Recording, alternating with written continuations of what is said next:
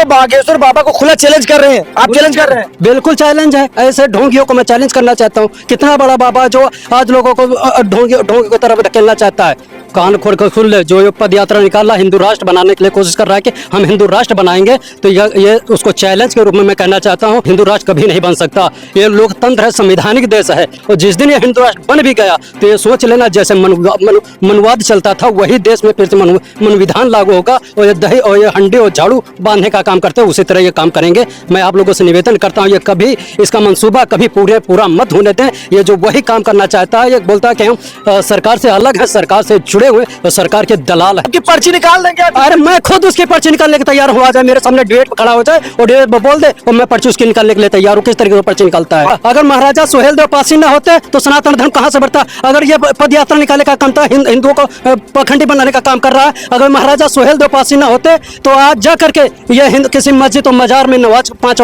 वक्त की नमाज अदा कर रहा होता। खत्म कर देंगे। पासी समाज के हैं और पासी समाज के बीच हमारी लगातार लोगों से बातचीत होती रहती है। थोड़ा आगे आ जाइए। पासी समाज के हैं, तमाम तरह हमारी लोगों से बातचीत होती है। पासी समाज के लोग कहते हैं कि मोदी है, योगी है तो हिंदू सुरक्षित है। अगर भारत हिंदू राष्ट्र बन जाएगा तो आम जनता को क्या मिलेगा? इस सवाल को लेकर हम लोगों से बातचीत करेंगे, क्योंकि बागेश्वर बाबा अपन सनातन धर्म यात्रा को लेकर लगातार आगे बढ़ रहे हैं और लगातार बॉलीवुड, मैंने आपने देखा होगा शिल्पा शेट्टी से लेकर तमाम शिखर धवन से लेकर तमाम सारे स्टार भी इस यात्रा में शामिल हो रहे हैं। आम जनता का इस पर रिएक्शन क्या है कि बाबा बागेश्वर की सनातन धर्म यात्रा पर आम जनता का रिएक्शन क्या, बातचीत करने का प्रयास करेंगे।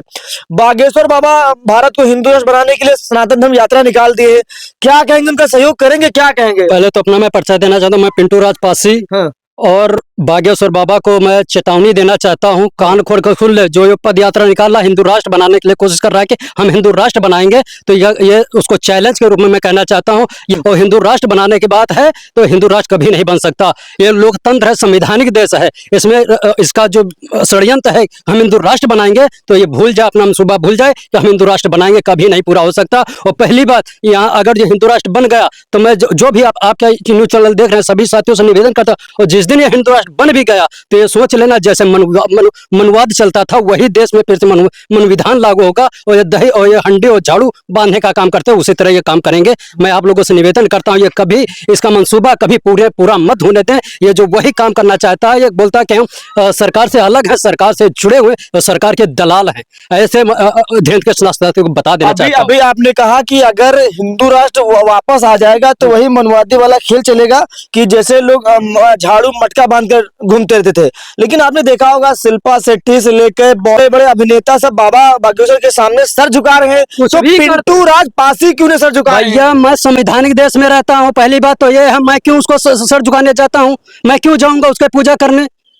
मैं खुद मैं अपने महापुरुषों की पूजा करूंगा, उसको क्यों करने जाऊंगा? कौन कितना बड़ा वो बाबा है? मैं वो कहता कि मैं पर्चा निकालता हूँ, मैं मेरे सामने आ जाए निकाल देंगे, आपकी पर्ची निकाल देंगे। अरे मैं खुद उसकी पर्ची निकालने के तैयार हूँ। आ जाए मेरे सामने डिबेट खड़ा हो जाए और डिबेट बोल दे और मैं पर्ची उसकी निकालने के लिए तैयार हूँ। किस तरीके से पर्ची निकालता है? आपकी भविष्यवाणी निकाल देंगे, तुरंत पर्चा निकाल देंगे। निकाल पाता है खुद अपने जब भाई के, जब उसका गुंडाई कर रहा था अपने भाई के वो पर्ची नहीं निकाल पाया, तो मेरी का वो खाक निकालेगा पर्ची? जब वो खुले हम दलितों पर सूरों पे वो अत्याचार कर रहा था, गोली मारने की धमकी दे रहा था, वो गुंडाई कर रहा था, तब वो जब जेल गया था तब वो अपने भाई की पर्ची नहीं निकाल पाया और मेरी वो पर्ची निकालेगा? तो आप उनको बागेश्वर बाबा को खुला चैलेंज कर रहे हैं, आप चैलेंज कर रहे हैं? बिल्कुल चैलेंज है। ऐसे ढोंगियों को मैं चैलेंज करना चाहता हूँ। कितना बड़ा बाबा जो आज लोगों को ढोंगी की तरफ धकेलना चाहता है।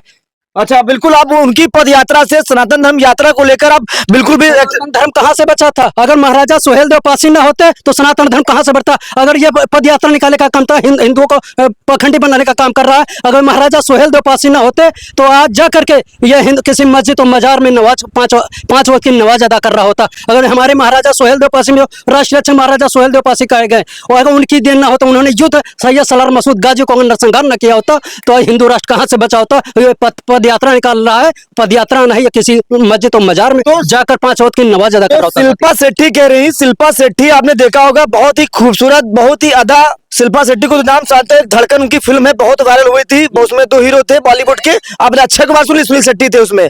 अभी उनका कल बयान आया है कि सनातन के साथ ये कितने भी जोर लगा लें, ये भारत देश है और सभी नीचे बैकवर्ड के लोग सब साथ में है, ये हिंदू राष्ट्र नहीं बनने देगा और नहीं बनेगा। तो आपको क्या दिक्कत है? भारत हिंदू राष्ट्र बन जाएगा तो क्या दिक्कत है? आपको क्या दिक्कत है? भैया अगर जो हिंदू राष्ट्र बन गया ना, जो हम स्वतंत्र रूप से जी रहे हैं ना, जो मनुवाद लागू हो गया ना, जो पहले ही लोगों के साथ अत्याचार किया जाता था वही फिर से चालू हो जाएगा। यही हिंदू राष्ट्र बनाने का ही काम कर रहे हैं। अरे अब तो रामराज है, मुख्यमंत्री जी उत्तर राज यही है जो आज राम मंदिर बन गया है। राज के अंदर वहीं पर एक लड़की के साथ बलात्कार हुआ था, उसी का वही रामराज के अंदर अयोध्या में जहाँ प्रभु श्री राम ने जन्म लिया था, उसी रामराज के अंदर बेटियों के साथ अत्याचार शोषण हो रहा था। तब कहाँ गया था मर्यादा, कहाँ गया था, कहीं गया था रामराज, और कहाँ गए थे सनातनी जब उस बेटी के साथ अत्याचार हो रहा था? वो भागवत कथा सुनने गए थे, जब वापस आ रहे थे उसके साथ शोषण हुआ, अत्याचार, बलात्कार हो, उसका जो हालत हुई थी आप देखने से मजबूर हो जाते सर। अच्छा, तो कुल मिला के आप जो बागेश्वर बाबा जो इतनी मेहनत कर रहे हैं, ठंडक में इतनी मेहनत कर रहे हैं, आप उनका बिल्कुल भी समर्थन नहीं करेंगे? भैया मैं हिंदू राष्ट्र बनने से बिल्कुल नहीं समर्थन करता हूं। मैं संविधानिक देश में रहता हूं, संविधान का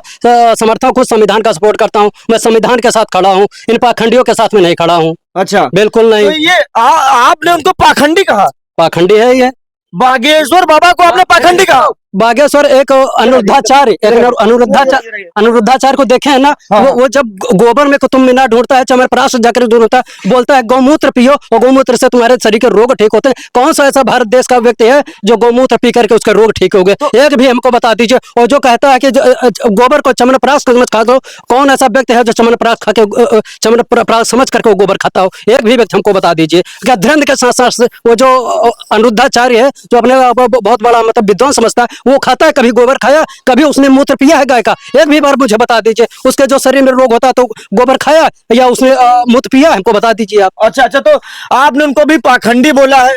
आपको नहीं पता है कि इतने बड़े वो बाबा है, मुकदमा हो जाएगा आप पर, तब क्या करेंगे? मुकदमा कैसे हो जाएगा? सच कहने में कोई डर है क्या? और सच बात कहते हैं, सच कहने में डरते नहीं। और इसी तरह मुकदमा होगा, कितने मुकदमे होंगे, मुझे जेल भेजा जाएगा, कितने दिन जेल में रहेंगे? 6 साल 10 साल जब तक रहेंगे, और फिर आएंगे तो फिर से वही खेला होगा। अच्छा। इनका पोल खुलते रहेंगे हम। अच्छा, तो बागेश्वर बाबा के साथ जो कारवां जुड़ रहा है, उसमें सब एक थे बड़े विद्वान लोग, एक थे बड़े सब विद्वान लोग जुड़ रहे हैं, और आप एक आम किसान, आप विरोध कर रहे हैं, आपको भी शामिल हो जाएगा? विरोध नहीं कर रहा हूँ, ऐसे बहुत व्यक्ति हैं जो इनका समाजवादी नेता है, जो भीम आर्मी है, आजाद समाज पार्टी के लोग हैं, और बहुत सारे ऐसे लीडर है जो उसका विरोध कर रहे हैं। मैं ही कोई अकेला नहीं जो मैं उसका विरोध कर रहा हूँ, बहुत सारे हमारे जैसे बहुत ऐसे व्यक्ति हैं जो उसका विरोध कर रहे हैं। अच्छा, बिल्कुल। तो बागेश्वर बाबा की जो मेहनत है उस पर आप बिल्कुल पानी फेर रहे हैं? आप तो पानी थोड़ी ना फिर, तो ऐसा काम ही कर रहा है, उसको तो दिमाग से सोचना चाहिए। संविधान ऐसे देश में हिंदू राष्ट्र कैसे बन जाएगा? बाबा का संविधान, कोई 12 साल का जो संविधान था वो एकदम विफल है, वो कोई संविधान नहीं है। उन्होंने जब सबको स्वतंत्र रूप से रहने का हक दिया, वो बेकार उसको खत्म कर देंगे। पारसी समाज के हैं और पारसी समाज के बीच हमारी लगातार लोगों से बातचीत होती रहती है। थोड़ा आगे आ जाइए। पारसी समाज के हैं, तमाम तरह हमारी लोगों से बातचीत होती है। पारसी समाज के लोग कहते हैं कि मोदी है, योगी है, तो हिंदू सुरक्षित है, नहीं हिंदू भैया खतरे में आ जाएगा। मोदी योगी नहीं थे तब कहाँ था हिंदू नहीं सुरक्षित था? हमको बता दीजिए। कहाँ क्या उसके साथ हो रहा था? क्या मारा जा रहा, काटा जा रहा था, क्या हो रहा था? तब हिंदू सुरक्षित नहीं था? किसके साथ वो शोषण हो रहा था?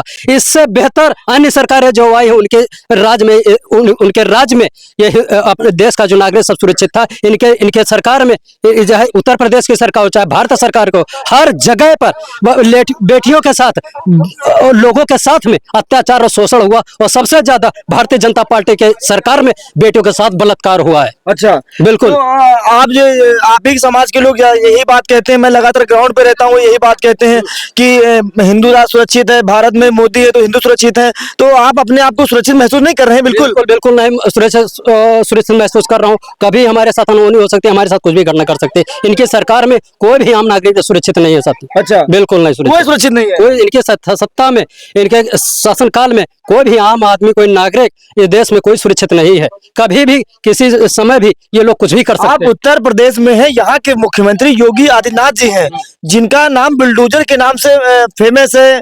एक प्रकार से उनकी पहचान बन गई है बुलडोजर। वो रैलियों में जाते हैं। उत्तर प्रदेश छोड़ दीजिए, अभी वो बिहार गए थे, बिहार में भी उनके रैलियों में बुलडोजर था। तो उनका एक हिंदुत्व का मजबूत चेहरा माना जाता है। अगर हिंदू का मजबूत चेहरा होता, अभी उन्नाव में जो घटना घटी और यहीं काकोरी में जो घटना घटी, वो पहले जौनपुर में घटा घटना घटी और फिर कानपुर में घटना घटी। अभी एक ही प्रयागराज का वीडियो आ रहा, एक नाई समाज के साथ बेचारा गरीब एकदम लाचार बेबस था, पता नहीं कैसे अपने जीवनचर्या चला रहा होगा, कैसे वो 2 वक्त की रोटी कमा रहा होगा। उसके घर पे उस ब्राह्मणों ने उसका जबरन उसके घर पे कब कब्जा किया, उसके घर में आग लगाने का काम किया। और ये बताओ उनके सरकार में ये अपराधी सुरक्षित, कौन अपराधी होता है हमको ये बताने का? अपराधी का पासी होता है या मुसलमान होता है कि यादव अपराधी होता है? ये इनके जो गुर्गे हैं ये अपराधी नहीं, जो गरीब के साथ अत्याचार कर रहे हैं, उसको घर चलाने का काम कर रहे हैं, उसके घर पे बुलडोजर चलवा रहे हैं, चलो जबरन बुलडोजर चलवाया जा रहा है। बहुत बहुत शुक्रिया। बात हो रही थी, इनका नाम है, मैं बता दूं, इनका नाम है पिंटू राज पासी। ये पासी समाज के हैं और बागेश्वर बाबा भारत को हिंदू राष्ट्र बनाने के लिए सनातन धर्म यात्रा निकाल रहे हैं और उस यात्रा में बॉलीवुड से लेकर बड़े बड़े क्रिकेट लगातार वहां पर आकर उनकी यात्रा में शामिल हो रहे। एक प्रकार से उनको उनका समर्थन मिल रहा है।